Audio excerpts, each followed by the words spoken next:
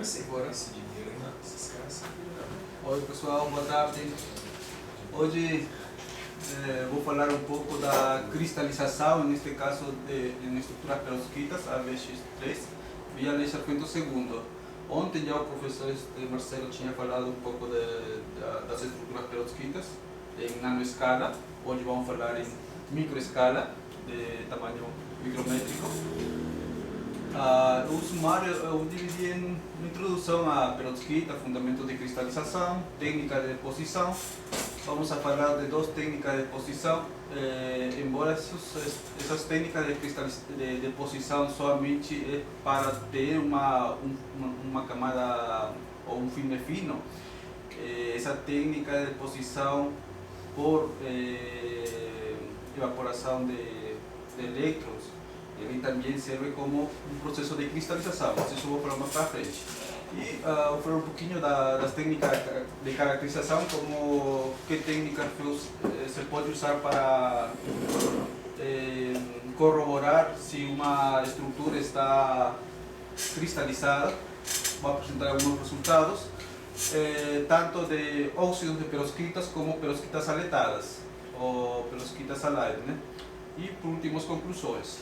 Bom, o número crescente na pesquisa, neste caso de perovskitas, vem desde 2010 até agora. Bom, falta ainda o 2024, tem crescido exponencialmente, né?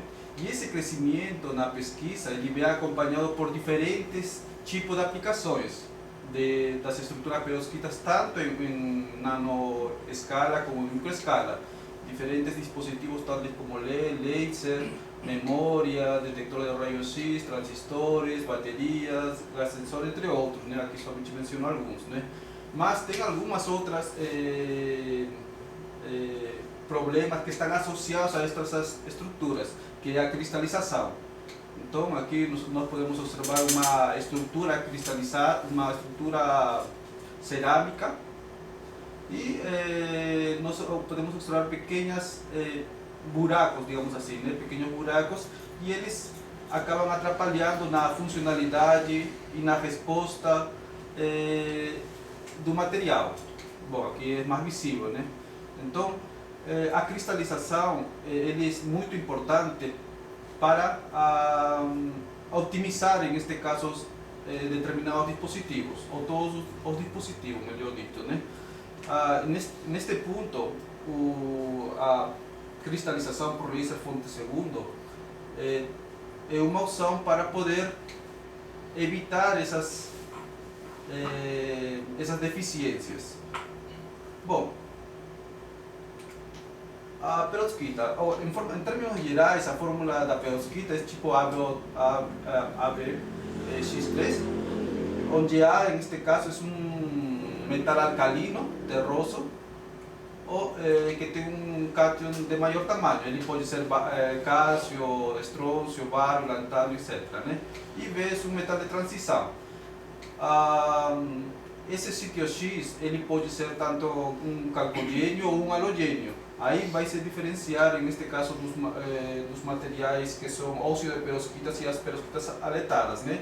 Já que os óxidos de perovskita normalmente utilizam somente cássio, estrôncio, bário ou metal de transição, e simplesmente utiliza o oxigênio, são óxidos de perovskita. Mas quando falamos de perovskitas aletadas, não usamos como elemento o óxido, senão utilizamos um flúor, cloro, bromo ou iodo. Isso é halógeno, né? Então, como os resultados estão basados em dois tipos de estruturas, que são titanato de bário dopados com íons de terra rara e uma estrutura aletada, neste caso césio, prata, índio, cloro. Então vou falar especificamente daqueles 12 estruturas. Então, bom, antes de entrar nessas 12 estruturas, a estrutura ideal da perovskita, nós podemos observar aqui, é uma estrutura, neste caso, que pode ser, se falarmos do titanato de bário, ele tem uma estrutura dodecaédrica que se forma o íon de titanio com o íon de oxigênio, e uma estrutura octaédrica que forma o titanio com o oxigênio. Tá? As estruturas perovskitas ele pode ir desde uma estrutura ideal hasta uma estrutura que é distorsionada ou rotacionada. Agora, essa variação, em este caso da estrutura, ele é dependente do elemento que eu estou usando, ele vai depender do elemento que eu estou usando e vai depender do processo de síntese e de tratamento térmico. Uma maneira de poder saber que estrutura eu posso ter quando trabalho com os diferentes elementos é através do fator de tolerância, que ele me indica a estabilidade dos óxidos e halogenados, né? Uma forma de determinar esse fator de tolerância inicialmente foi dado por Goldschmidt através de ele determinava esse fator de tolerância através dos raios iônicos dos átomos que nós estamos trabalhando, mas posteriormente essa equação era válida somente para óxidos. Posteriormente Barth pegou uma outra equação que ele já incluía tanto óxidos como as saletadas. Então ele acrescentou um término que é o estado de oxidação da posição A, né? E ele dá uma boa aproximação de que tipo de estruturas eu vou ter sabendo os elementos que eu vou usar. Tá? Então, é uma forma de determinar se uma estrutura é cúbica, ou é tetragonal, ou é ortorrômbica, ou é romboédrica. Então, é uma forma de poder determinar. Então, como tinha comentado para vocês, são duas estruturas que vou trabalhar. Uma é os óxidos de perovskita tipos AbO3, em particular titanato de bário. O titanato de bário, neste caso, ele tem os vértices bário e no centro, neste caso da estrutura, tem o titânio. O titânio com o oxigênio forma um octaedro. Esta estrutura ele tem várias vantagens. Uma delas é a indução, ele pode induzir um estado de relaxação. Ele pode otimizar as ligações químicas, levando a uma estabilidade tanto térmica como mecânica do material. Ele pode tunelar a banda gap quando eu faço uma dopagem desse material com qualquer outro elemento, né? Eu posso dopar esse elemento com íon de tierra rara, como tinha feito, com ergo e termo ou algum outro elemento, né? Você em si pode dopar tanto o titânio como o bário, né? Aí você pode mudar a banda gap do material. Incremento do tamanho de grau, neste caso após um processo de sintetização, você pode ter um incremento de tamanho de grau e que pode levar a uma maior cristalização do material. Reduz, neste caso, os sítios intersticiais, que também leva a uma maior densidade do material e uma cristalização significativa, né? Então, esse titanato de bário tem essas vantagens, né? E dependendo da composição, eu posso mudar esse banda gap. Agora, as perovskitas aletadas, neste caso, também tem a mesma estrutura, só que, por exemplo, nós temos uma estrutura perovskita salide que pode ser simples ou única, ou uma estrutura perovskita doble. Agora, qual que é a diferença entre os dois? Ontem se tinha falado um pouco de uma estrutura perovskita que tinha chumbo, né?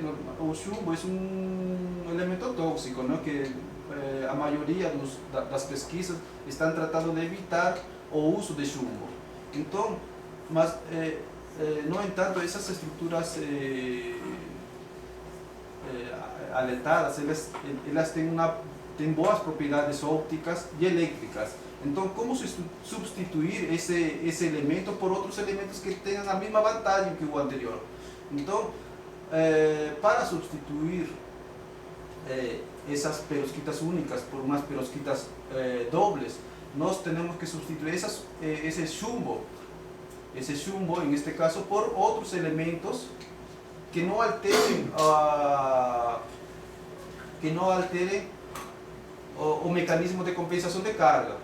A que me refiro quando falo mecanismo de compensação de carga? Se eu tenho aqui dois íons, em este caso dois íons bivalentes de chumbo, eu posso substituir por outros elementos que, somado, em este caso, os íons, em este caso, se eu tenho dois íons bivalentes, acá tendría cuatro íons, cuatro elétrons, y aquí también tendría 4 elétrons. No estaría alterando el mecanismo de composición de cargas, ¿no? Entonces es posible optar, en este caso, sustituir o chumbo por indio y o chumbo por prata. Entonces este sería o esquema, en este caso, de una estructura perovskita doble. Nos podemos ter uma ideia geral, en este caso, do octaedro, en este caso, que forma o césio com o cloro. Que forma o césio com o cloro, né? E uma estrutura octaédrica que forma a prata com o cloro. De igual maneira, o índio com o cloro. Em essas estruturas que, neste caso, que forneceu o professor Danilo, ele fez dopagem. Ele substitui alguns íons de índio por bismuto. Isso para melhorar as propriedades ópticas do material. Então, se vocês observam aqui tem um pequeno traço aí do bismuto e tem a maioria de índio, né? Então, essa é uma representação esquemática de uma perovskita dupla, né? O que faz simplesmente não alterar a estrutura eletrônica do material, mas sim optimizar as propriedades ópticas e elétricas do material. Então esse é um mecanismo que não altera a compensação de carga, né? Então, outra parte importante é o conceito de cristalização. O processo de cristalização parte de uma fase, neste caso, estruturalmente desordenada, para uma fase ordenada, né? E neste processo de cristalização, nós vamos observar mudança de fase. Por exemplo, quando nós trabalhamos com reação de estado sólido, utilizando como precursores para formar o titanato de bário, usamos carbonato de bário como precursor e usamos óxido de titânio. São precursores que estão, se bem é certo, tem uma fase cristalina de forma independente, a estrutura do titanato de bário não é formada somente após de um tratamento térmico, ou seja, passo de uma estrutura desordenada para uma estrutura ordenada, né? E com mudança de fase. Neste processo de cristalização vai acontecer duas etapas, nucleação e crescimento. Isso tanto para, en este caso, pós-cerâmicos, para filmes finos, cristais ou monocristais, perdão, né? Então, a nucleação pode ser homogênea, que raramente ocorre, e uma nucleação heterogênea, né? Uma nucleação homogênea, neste caso, ocorre onde não há sítios ou sítios locais de nucleação preferencial. Então, também isso ocorre quando não há nenhum objeto ou sujeira, digamos, algum tipo de fibra dentro do material a depositar que possa nuclear preferencial homogeneamente, né? Isso vai ocorrer de maneira espontânea. Já na nucleação heterogênea se formam em locais preferenciais, nos limites de fase ou na superfície ou impureza, né? Se por exemplo, eu estou trabalhando com filme fino e não faço uma boa limpeza, ou seja, não limpo uma superfície, pode ficar ali algum tipo de sujeira, né? E quando você faz, por exemplo, deposição por spin coating ou por electron beam ou spattering, algum tipo de deposição, eu posso gerar, neste caso, uma nucleação heterogênea. Então, nesses locais de preferência, a energía, en este caso superficial efectiva, es menor. Aí diminuindo assim a barreira de energia livre e facilitando a nucleação. É mais fácil nuclear quando tenho sujeira na superfície. Tá? Uma representação esquemática que eu tinha feito aqui, por exemplo, eu tenho uma nucleação homogênea, vamos supor que tenho um filme, eu posso fazer uma deposição sem orientação preferencial. No entanto, uma nucleação acá seria heterogênea. Se eu encontro algum tipo de sujeira na superfície, eu vou orientar o crescimento. Tá? Após a nucleação, vem o processo de crescimento. Esse processo de nucleação ele pode acontecer de maneira rápida e de maneira lenta. A nucleação, se eu tenho uma nucleação rápida e um crescimento lento, eu vou ter cristais pequenos. Se eu tenho uma nucleação lenta e um crescimento rápido, eu vou ter cristais grandes. Este crescimento ele vai influenciar por vários parâmetros, dependendo se eu trabalho com, por exemplo, se eu trabalho com partículas, o crescimento, o parâmetro que pode influenciar isso, a temperatura, neste caso que estou trabalhando, a taxa de aquecimento, a taxa de subida de aquecimento, a taxa de descida de resfriamento, o patamar que eu estou usando, esses vão influenciar no tamanho, neste caso, dos grãos. De igual maneira, quando eu trabalho, por exemplo, com deposição por electron beam, o crescimento, neste caso, dos grãos, ele pode ser influenciado por a temperatura do substrato, pode ser influenciado por a pressão do sistema, pode ser influenciado por a corrente usada quando faz uma aceleração nos elétrons produzidos. Então, tudo isso pode gerar, neste caso, pode influenciar para obter grãos ou cristais pequenos ou grãos ou cristais grandes. Tá? Então, bom, esta é uma estrutura MEB de um filme que tinha sido depositado e posteriormente tinha sido calcinado. Então, nós podemos observar aqui pequenos grãos, né? vários grãos, que entre eles formam contorno de grãos. Esse contorno de grãos é uma limitação, mas essa é uma limitação que atrapalha na funcionalidade do material. Então, isso é uma representação simplesmente para poder observar melhor. Então, nós vamos a ter perda por contorno de grão, vamos a ter alguns defeitos intrínsecos, defeitos extrínsecos que estão associados a esse contorno de grão, né? E a interação com o meio. Então, essa é uma representação de um filme fino que foi depositado por electron beam. Nós podemos observar aqui, este é em temperatura ambiente. Nós podemos observar o contorno de grão. Ele foi depositado sobre uma camada de ouro de aproximadamente 40, 50 nanômetros. E após o tratamento térmico, nós observamos que existe, neste caso, uma formação, além de existir um processo de crescimento de grão, nucleação e crescimento de grão, nós observamos um processo de interdifusão entre o filme e a camada de ouro.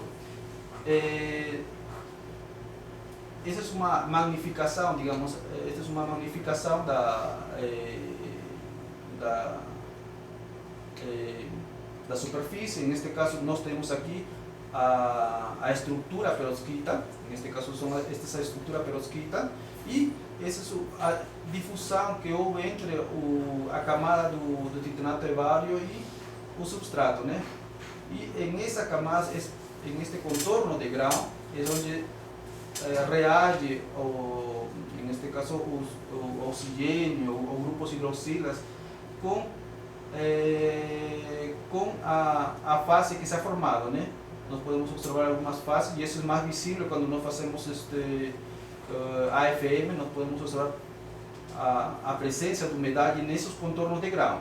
Então isso aqui nós, através de laser femtosegundo, pretendemos mitigar. Então, o que pode causar esses defeitos é uma maior quantidade de armadilhas dentro da banda gap e um incremento, neste caso, da densidade de defeitos. Claro está que isso aqui pode diminuir a cristalinidade do material, né? E gerar um maior desordem. Então, qual que é a diferença de um material policristalino para um material monocristalino? Nós observamos que um material policristalino ele pode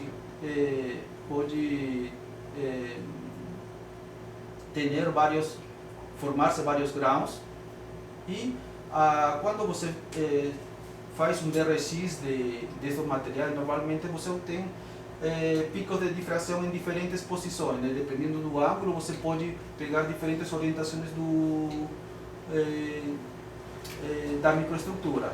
Já no monocristal, não. Você, após, neste caso, nucleação e crescimento, vocês podem observar que ele não tem nenhum tipo de contorno de grau. Eles têm um contorno de grau. Esse contorno de grau limita a funcionalidade do material, mas ele pode, como incremento da temperatura, pode ser melhorado, né?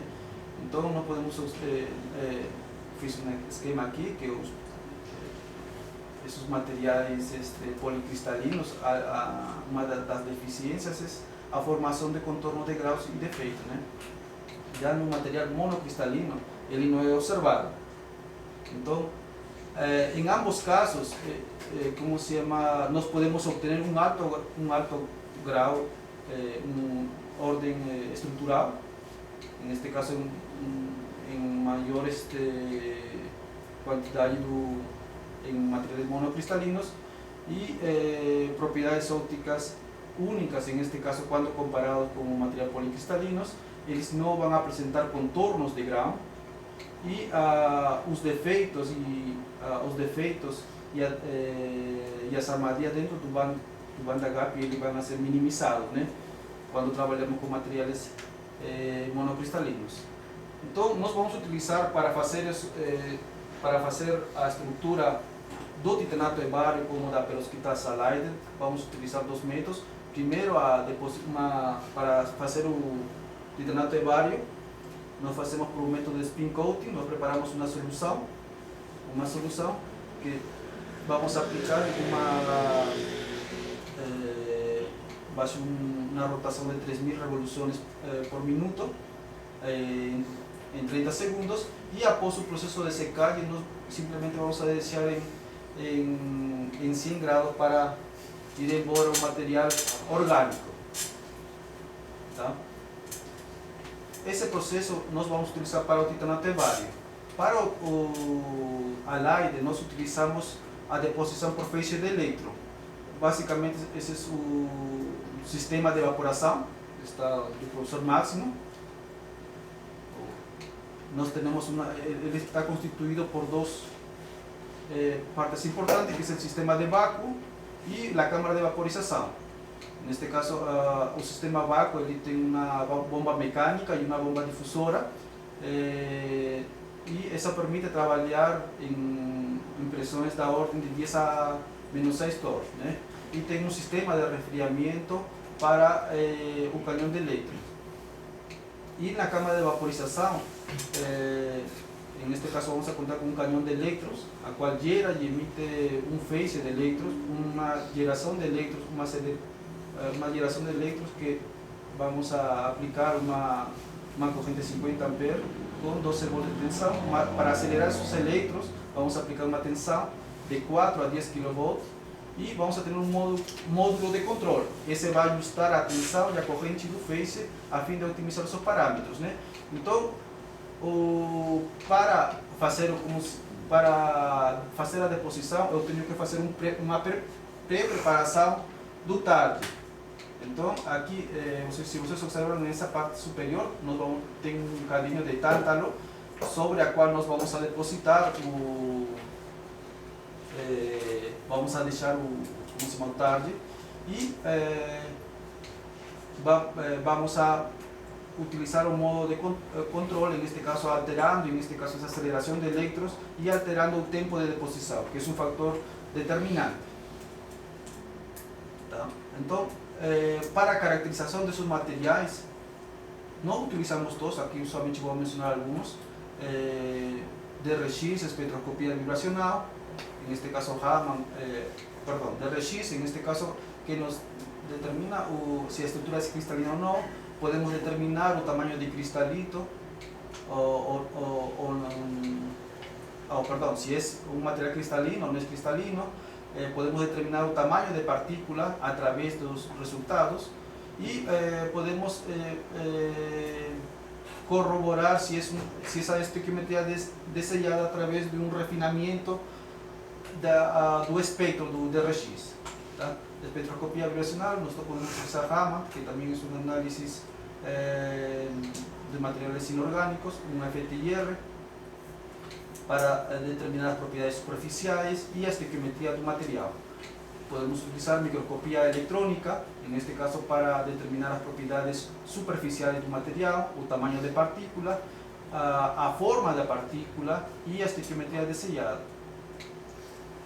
E análise elementar por LS, que nos permite determinar a composição do material e a estequiometria desejada. Né? Então, mas como falei, não vamos utilizar todas essas técnicas, solamente vamos mencionar algumas, mas essas técnicas nos servem para determinar se o material é cristalino ou não. Então, cristalização do titanato de baio. Para a cristalização do titanato de baio, nós utilizamos um setup experimental, neste caso utilizamos o carbide, né? Este é o esquema experimental. Basicamente, um laser focado através de um conjunto de lentes sobre o filme fino, neste caso, sobre o filme fino, e o que pretendemos é cristalizar. Como o filme foi depositado por spin coating, ele ainda não recebeu nenhum tratamento térmico, ou seja, está amorfo. Então, posterior ao processo de incidência do laser, nós pretendemos cristalizar, né? Nós vamos o laser, o número de pulsos que chega na superfície, ele vai gerar um plasma e esse plasma vai dar uma pressão sobre a estrutura, né? E ele vai aquecer mais, vai ter um controle no processo de aquecimento na região que é sido irradiada, né? Utilizamos um laser diodo que é centrado em 1030, uma taxa de repetição de 1 kHz e 1 MHz, uma energia do pulso de entre 24 e 120, e utilizamos varreduras de 50 e 100,1 segundos, né? Utilizamos uma objetiva de 0,65 de abertura numérica. Tá? Então, nós podemos observar aqui as linhas irradiadas após processo de irradiação em diferentes energias. Esta daqui foi feito para 1 kHz e esta é para 1 MHz.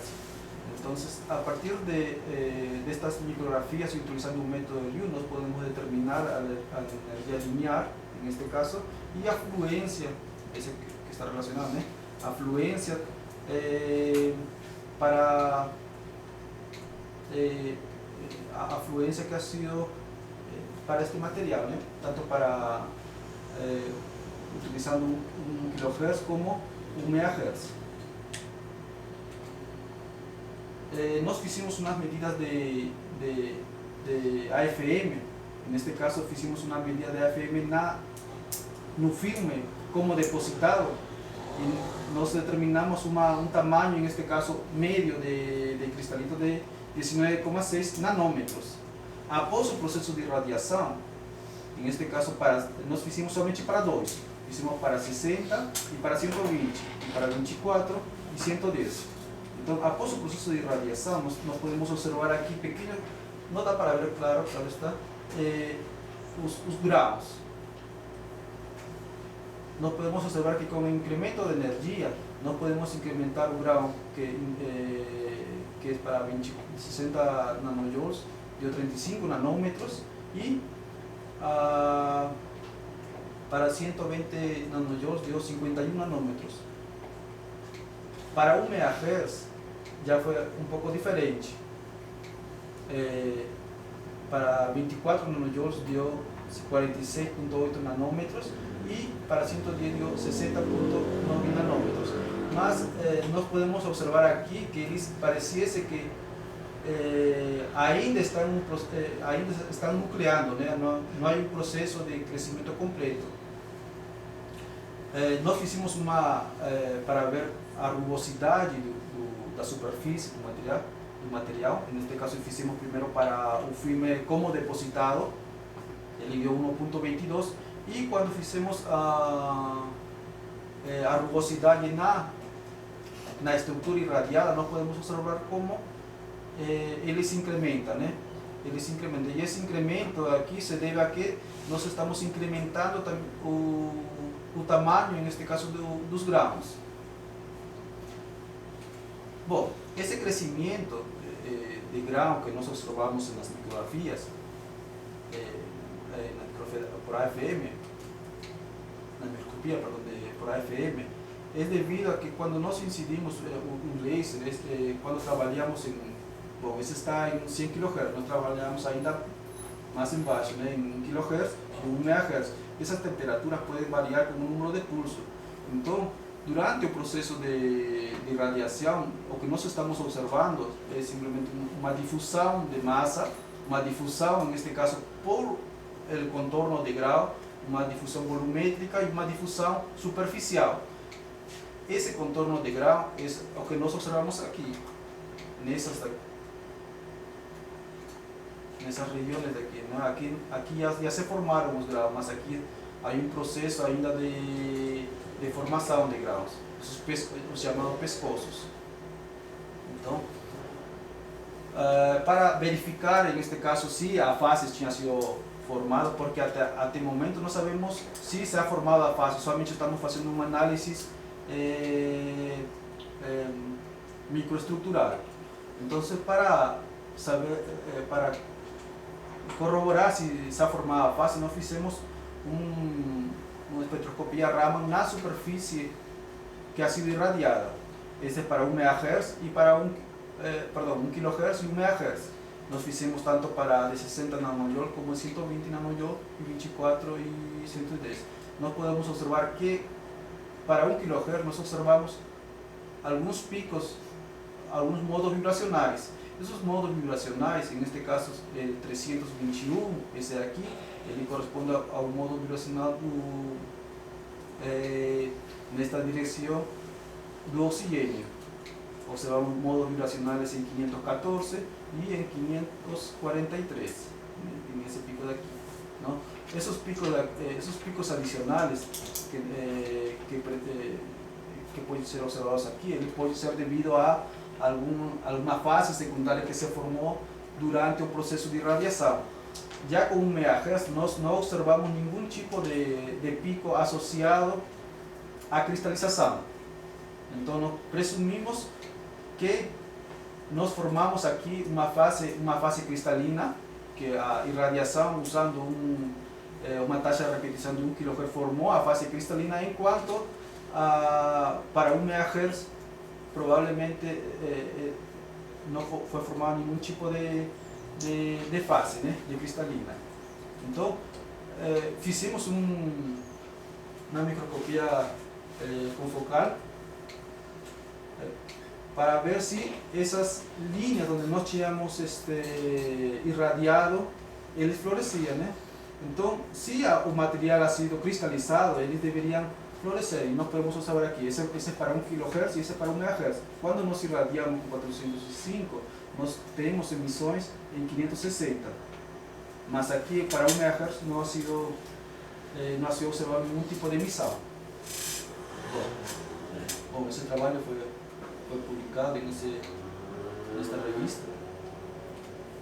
Agora a cristalização em perovskita Salaide. Nós, para fazer a deposição da perovskita Salaide no filme, nós utilizamos o pó cerâmico. O pó cerâmico, primeiro, ele foi prensado uniaxialmente.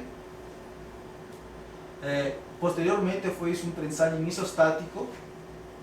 E esse TAD, esse TAD obtenido a partir do processo de prensagem isostático, nós levamos a um cadinho e fazemos a evaporação em diferentes tempos de deposição. Tá? Então, nós podemos observar essa é a fase cristalina do pó cerâmico e essa é a fase, a difração de raios X do pó cerâmico e a difração de raios X do filme depositado por 5 minutos e do filme depositado por 10 minutos. Então nós podemos observar que aqui há alguns picos que são parte que pertencem à fase cristalina do pó cerâmico. Então, uma característica particular quando foi depositado por 5 e 10 minutos, porque não sabíamos que ia dar, a intenção era fazer a deposição e posteriormente fazer o tratamento térmico. Então, para 5 minutos nós podemos observar pequenos grãos aqui, que posteriormente vão a ser os chamados, seria monocristal de tamanho micrométrico. E para 10 minutos nós observamos já maior quantidade de grão formado, mas também outros grãos menores. Esses grãos relevantes, quando fiz uma magnificação, nós podemos observar que são microcristais, e isso vamos a posteriormente ver, né? Bom, fizemos para corroborar se é realmente um cristal ou não, nós fizemos um ramá sobre a superfície e nós fizemos um mapeamento sobre essa superfície que nós achamos, nós fizemos um mapeamento. Bom, esse foi para 10 minutos, aqui não foi observado, né? Mas tem pequenos cristais se formando, mas que não tem nenhum tipo de geometria específica como o formado aqui, com 10 minutos. Então, esse mapeamento, fizemos um PCA no próprio equipamento e ele deu para corroborar as 3 fases formadas. Eu tenho uma fase definida que é presumivelmente assumido ser césio, prata e índio cloro 6. E uma fase intermediária e uma fase formada que também é próprio do material que ha sido depositado, que é césio 2, prata, o índio e o dopante e o cloro. Então, nós podemos observar que neste caso para o espectro 2, a posição, neste caso, dos modos vibracionais, ele não muda, ele se mantém. Enquanto para o cristal formado, ele sofre uma transformação de fase. Ele sofre, se vocês observam esse pico daqui, ele vai decrescer, enquanto o outro pico ele vai incrementar, até formar-se a fase cristalina, a fase monocristalina, né? Então, bom, aqui podem observar essa mesma figura de atrás, só que ha sido particionada. Se nós fazemos uma superposição aqui, esses picos eles se mantêm, ele não muda. Então,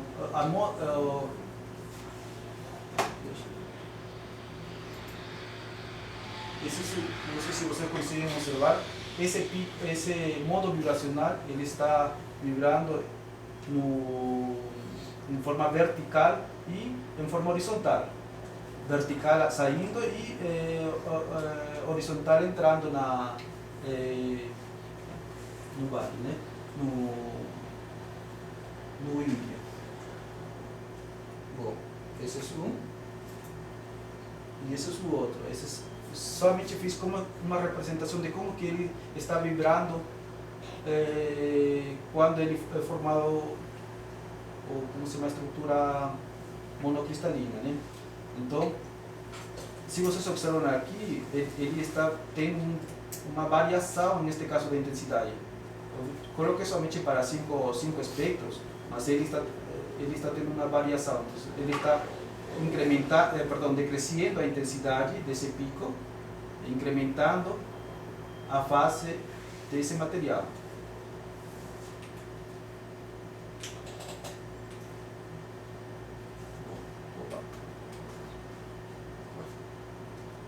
Claro.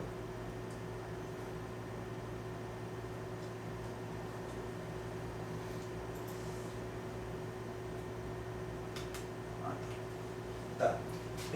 O anterior foi para 5 minutos e esse foi para 10 minutos.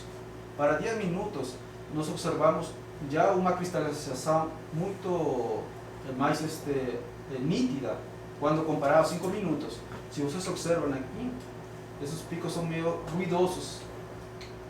Aqui não, aqui são mais definidos já. E o mesmo processo. Com PCA foi observado três fases, bom, essas 4 fases, só que essa daqui é uma fase intermediária. Essa é a fase amorfa também. Tá? Então, tem um vídeo que mostra esse comportamento aqui. Opa, tem? Ah, não sou.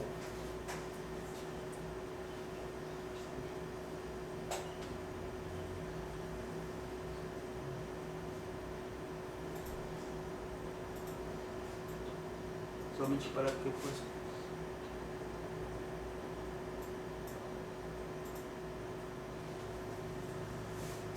Esse é somente para estruturar, neste caso,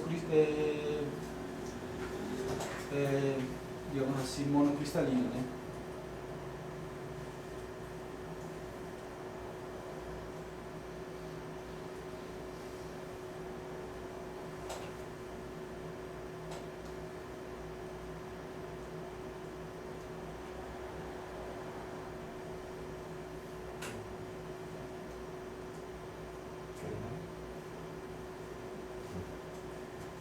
Então, como você observa, essa região daqui já foi.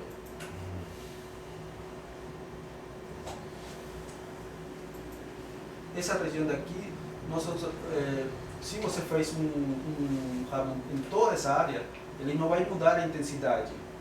Mas quando você entra da fase amorfa para a fase cristalina, você observa todos os espectros anteriores.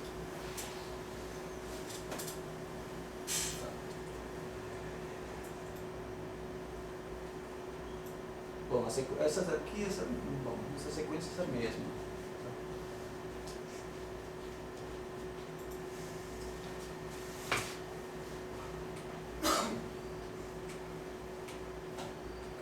Tá. Bom, de igual maneira, né, como se chama, foram formados para 10 minutos esses cristais com alta cristalinidade e durante a deposição também se formou aquela outra fase, né? A outra fase que é do CSO2, prata, índio, cloro 6. Bom, em conclusão, eu apresentei uma estrutura básica que é das estruturas perovskitas, tanto os óxidos de perovskitas como perovskitas aletadas. Então, esses materiais são tolerantes a defeitos extrínsecos como intrínsecos. Ela é quimicamente diverso, devido a que você pode dopar com diferentes elementos e fazer diferentes tipos de composição. Eles são você pode distorcer e ter uma variedade de aplicações quando você dopa ou substitui um determinado elemento, né? Bom, o desenvolvimento dessas técnicas como, neste caso, cristalização por laser fonte segundo ou cristalização, neste caso por evaporação de elétrico, eles podem melhorar, neste caso, a funcionalidade, né, do material.